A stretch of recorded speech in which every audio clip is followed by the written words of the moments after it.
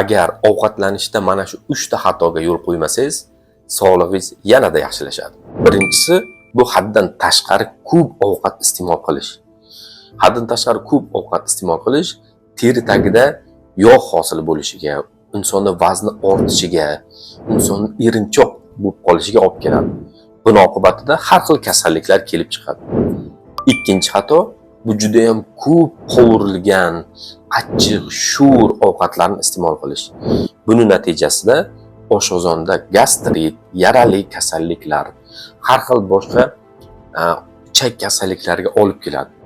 Uchinchi xato bu ovqatni har xil gazli, energetik yoki o'ta sovuq va shakari ko'p bo'lgan ichimliklar bilan aralashtirish.